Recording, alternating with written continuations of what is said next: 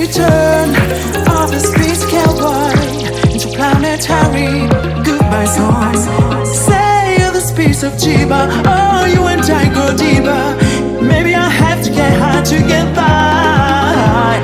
This is the return of the space cowboy into planetary goodbye song. Say you're the space of Jiba. È un onore per me avere il maestro Claudio Simonetti. Grazie Grazie di per essere avermi qui. invitato. Grazie di essere qui, maestro. Lei è un grande compositore, un musicista e insomma è il fondatore dello storico gruppo I Goblins, Rock Goblin, e figlio d'arte, figlio di Enrico Simonetti. Noi vogliamo partire un pochino dalle origini. Lei nasce in Brasile. Sì, sono nato in Brasile perché mio padre dopo la guerra si trasferì in Brasile. No, neanche lui non si era trasferito. Mio padre andò in tournée teatrale, lui come musicista, e con addirittura Adolfo Celi e Luciano Salce. E quindi andarono in tournée in Brasile e trovarono questo paese splendido, cioè loro venivano fuori dalla guerra, no? Dagli anni 40, e quindi trovarono questo paese meraviglioso che era il Brasile, così. Tant'è che mio padre gli piacque così tanto che lui e Luciano, tutti e tre rimasero in Brasile, mio padre per 13 anni, Salce per 5-6 anni e Adolfo Celli invece sì, un paio, 2-3 anni tornò in Italia. E quindi io sono nato lì in Brasile.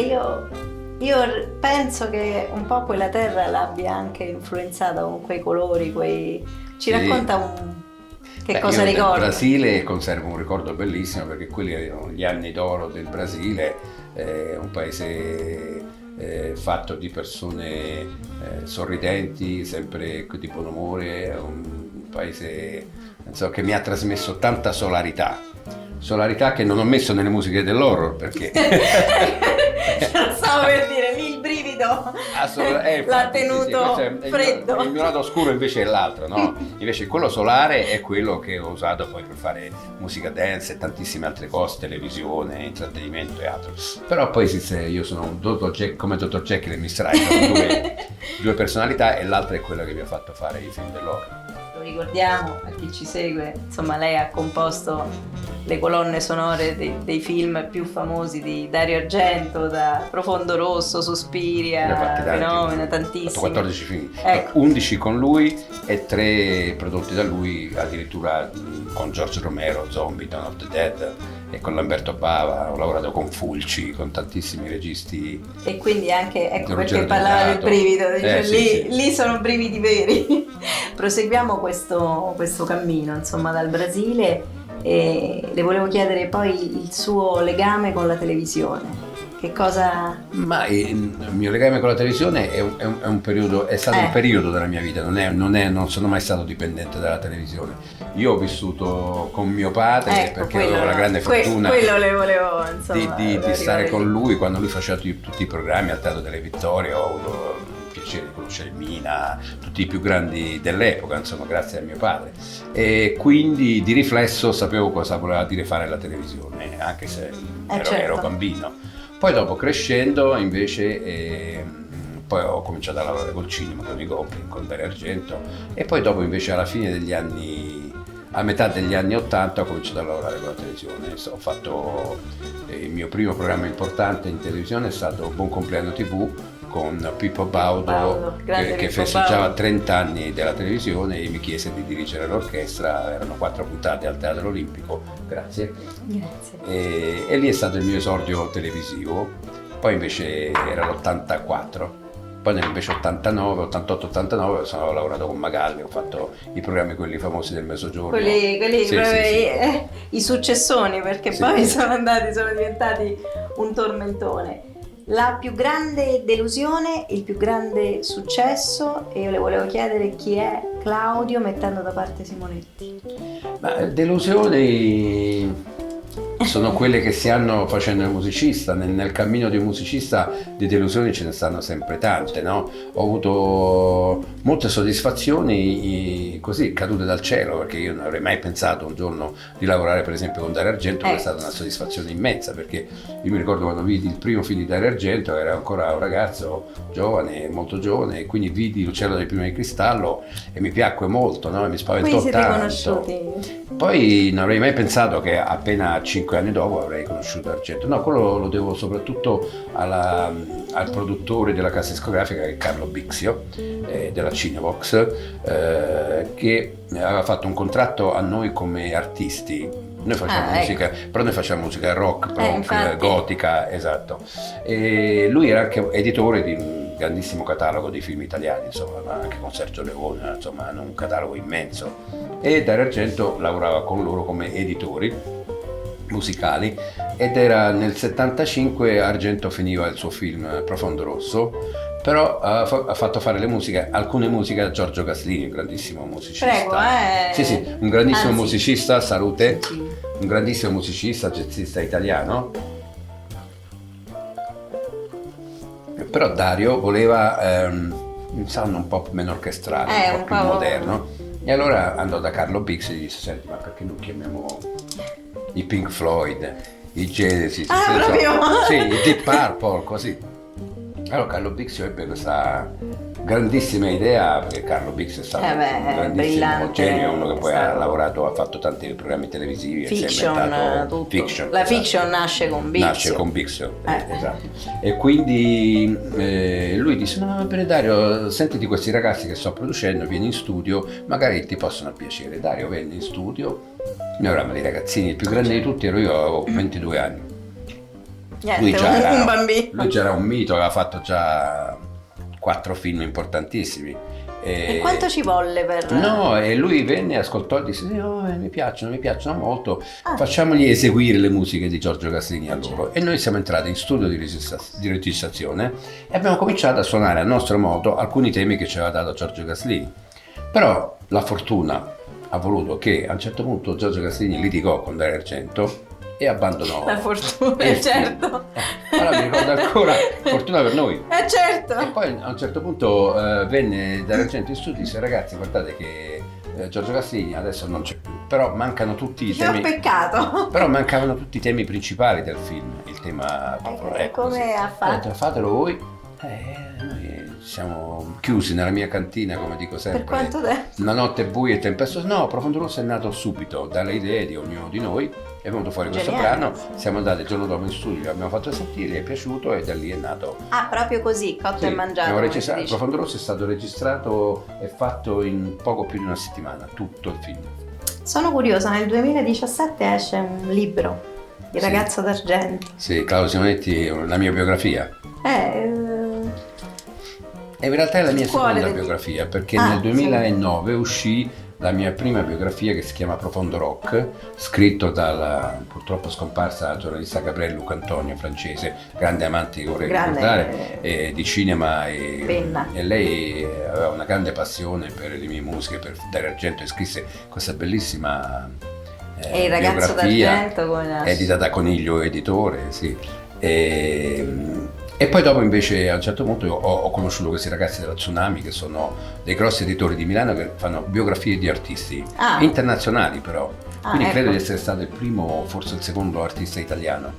E allora ho lavorato insieme a Giovanni Rossi, che è un giornalista che scrive con loro, che ha fatto un sacco di biografie importanti, a Mike Patton, a altri artisti del rock, e io poi dopo insomma ho scritto tutta questa cosa così insieme a lui, ed è nato questo libro. È un libro che però parla, non è che il libro parla solo di me, sì, parla anche di mio padre, di me, di tutto, soprattutto il periodo storico che ho vissuto, perché io ho avuto la fortuna di crescere negli anni 60, 50 da bambino appena nato. Gli anni proprio d'oro. Però gli anni d'oro sono stati gli anni 60, 70 e 80. E quindi io racconto anche com'era vivere in quell'epoca, anche politicamente, secondo il mio punto di vista. C'era insomma una floridezza, una ricchezza. Certo. C'era molta creatività, ma era anche sotto più quel profilo culturale, creativa, artistica. Certo, c'era tante cose da scoprire. Oggi purtroppo le nuove generazioni si trovano di fronte a un mondo già dove è stato fatto tutto. Anch'io stesso ho difficoltà oggi se dovessi fare qualche cosa di nuovo. Beh, insomma, non lo credo, maestro. No, vabbè, ma non è facile. E invece, ma cosa succede nel cinema? Beh, dappertutto, alla purtroppo fine è così. un... Infatti oggi c'è un grosso ritorno proprio al vecchio, infatti molti ragazzi seguono è questo, un i ritorno Led al Zeppelin, vecchio, un ritorno forse a qualcosa di vecchio che è vero, nuovo. però Sì, a brava. qualcosa di vero, perché Brava. evidentemente Trovano qualcosa di costruito non nuovo va in bene. qualcosa di vecchio. Vecchio, di vero, io direi di vero. E infatti può The essere. Devil is Back. The The Devil is Devil is Back Back è un finalmente progetto, sì, è il nuovo album che abbiamo fatto insieme ai miei non i Goblin originali perché ci siamo separati da sì, molto vi siete tempo. Io e i separati. miei Claudio Simonetti Goblin col quale faccio tournée in tutto il mondo, portiamo in giro anche i film dal vivo, musicali dal vivo. Beh. E finalmente abbiamo deciso di fare un album nuovo con degli inediti e così ho fatto. E che cosa si trova in The Devil is Back? Ma Il brivido, si sempre trova il un brivido. po' tutto il sunto di quello che può essere un prog di una volta, però con le sonorità di oggi e con l'energia di musicisti nuovi, perché i ragazzi che sono con me sono relativamente giovani e quindi ci mettono un'energia e un modo di suonare diverso da allora, però mantenendo le stesse caratteristiche. Però vede maestro, si cerca questo, cioè lei che si sente di consigliare, i ragazzi dicono vabbè Claudio Simonetti, dice mi piacerebbe, no? Mi piacerebbe. Purtroppo è una domanda che mi fanno tanti, io mi trovo in imbarazzo perché ecco purtroppo anche come diceva l'altra volta il mio collega Stefano Mainetti, amico, diceva che purtroppo oggi ci sono meno produzioni, ci sono meno purtroppo meno diritti pagano perché tendono tutte le grosse distribuzioni ormai. Lei crede nelle piattaforme, quelle nuove? No, le piattaforme sicuramente portano grande visibilità, però portano poco introito e quindi oggi per un musicista è più difficoltoso rispetto a una volta perché si cimenterebbe in qualche colonna sonora di qualche serie di queste nuove. Sì, magari, perché no, sì. Ma io a modo mio ho fatto una serie che non c'entrava niente con queste horror, niente. Io ho fatto la serie televisiva di College, quella degli anni 80. Vabbè, ma College, voglio dire, però College sono tutte pietre miliari. Quella però è stata College, chi non la conosce College? è stata replicata per anni, l'hanno fatta per anni. Ancora si ripete. Oggi se è la stessa cosa, oggi non sarebbe uguale, perché magari sì, ha lo stesso distribuzione tutto, però insomma i diritti sono infinitamente minori di una volta. Perché? Perché c'era spessore, perché c'era studio, perché c'era voglia, perché c'era passione, perché? Perché c'erano meno cose. Si facevano poche fiction, poche cose, poca televisione e quindi non c'erano soprattutto tutti questi grossi canali che ci sono adesso, non c'era Sky, Netflix, non esisteva. Però lei quindi in un certo senso quando non era c'era Canale 5 e la Rai e basta. Si è lanciato. Sì, ma perché era un'epoca in cui era relativamente più facile, perché appunto come ho detto prima c'era più possibilità di essere creativi perché molte cose erano ancora da scoprire, no? E poi perché appunto quando io mi ricordo quando io facevamo la presentazione a un disco ring o a cose del genere, era un programma che vedevano tutti perché non c'erano altre cose su altri canali. E quindi c'era Popcorn, troppa scelta, troppo di troppo. Oggi ci sono 7 milioni e mezzo di canali. Io quando accendo la televisione vedo le serie, ce ne stanno 50, quale vedo? Non è so. Vero che uno perde belle, più tempo a scegliere. Poi tante sono pure belle, sì. I suoi progetti di adesso, insomma, ha un appuntamento dietro l'altro, una data dietro l'altra, cosa porta in giro? Ma io appunto da molti anni ormai porto in giro i miei concerti con tutti i pezzi the best of. Chi è con lei? Chi è lo zoccolo duro che la segue? I suoi musicisti? Ma i miei musicisti adesso, vabbè, io ho lo storico chitarrista Bruno Previtali che suona con me da 20 anni. E rimane lì. Poi ho una bassista, una ragazza bravissima, veramente un talento unico che si chiama Cecilia Nappo. E il batterista l'ho cambiato da poco, da un anno, il mio batterista storico Titta Tani ha lasciato perché insomma è arrivato, voleva fare altre cose dopo 20 anni e quindi ho preso un batterista che è il compagno poi della bassista che si chiama Federico Maragoni, siamo rimasti in famiglia e quindi con loro abbiamo fatto questo nuovo album e stiamo facendo questi concerti e nei concerti, oltre a fare il concerto, molto spesso facciamo anche le colonne sonore eseguendole dal vivo cioè suonando la musica dal vivo, facciamo Profondo Rosso, Suspiria, proprio Tenebre dal vivo così. e Dawn of the Dead, sì, Zombie. È qualcosa di eccezionale, immagino. Noi abbiamo fatto la prima volta, mi ricordo ancora, è stato bellissimo, che nel 2009 abbiamo suonato a Torino, alla piazza CLN, la famosa piazza delle due fontane. Bello, delle due fontane. Di Profondo Rosso. E quindi immagina... C'erano 10.000 persone sedute per terra che guardavano il film, con noi che suonavamo con Dario Argento e tutto. Poi l'abbiamo ripetuto qui a Utopia, al Mattatoio. Che rapporto ha con Dario Argento? No, bene, siamo amici da tanti anni, insomma, quest'anno, ahimè, sono 45 anni di anniversario di Profondo Rosso, sì, e 35 di Demoni. E ancora sta per dire sulle suonerie dei cellulari dei ragazzi. Sì, certo. Come no, per dire, sì. È proprio fa parte, è il sottopelle, no? Quando si Ho visto, quando era ieri, mi ha scritto il mio amico, guarda, stanno facendo a Profondo Rosso, un canale, lo fanno continuamente, sì. Quelli, è canale 34, quello che trasmettono. C'è uno dei tanti. No, quello che fanno adesso quella cosa su tutti i film italiani. È un canale dedicato. Mi mancava. Io lo chiedo sempre e ho un po' di imbarazzo a farle l'ultima domanda, che poi il sogno nel cassetto, come fa un maestro come lei, ce l'ha il sogno nel cassetto? Ma il mio sogno nel cassetto è realizzato. No, è quello di continuare a fare questo lavoro. Mi piacerebbe fare qualche colonna sonora magari di film importanti, anche magari non solo italiani ma anche americani, dove io ho un sacco di registi americani che sono miei fans, perché quando arrivo al tour in America ne ho incontrati parecchi, insomma, e quindi ho conosciuto Eli Roth, John Carpenter e tanti altri. Insomma, speriamo che un sogno sarebbe fare un film con uno di questi qui. E speriamo che anche il cinema italiano ci sia un minimo di ripresa, perché ormai, insomma, nel genere in Italia si fa ben poco. Se ne fanno troppi brutti e che non hanno distribuzione, insomma, molti sono amatoriali, quindi così. Però mi auguro, di poter fare sempre il musicista e che torni con la maiuscola al cinema. Sì, quello sicuramente. Però insomma devo ringraziare internet, perché internet è vero che da una parte ha distrutto il mercato discografico, perché oggi si scarica tutto e nessuno compra più niente, certo. Però dall'altro ci ha dato una visibilità talmente grande che oggi, insomma, grazie a internet e grazie a tutti i giovani che seguono questo genere, ho potuto fare concerti in Australia, Giappone. Quindi le ha aperto questa America ha fatto già 3 tour con tutti sold out, più 30-40 date per volta. Insomma, una grande soddisfazione. Ma non avevo dubbi che anche senza internet l'avrebbe fatto comunque, però dice una mano. No, certo, perché dovrebbero potuto vedere quelle cose, se non lì. Quindi, perché poi vedono i concerti, vedono tantissimo.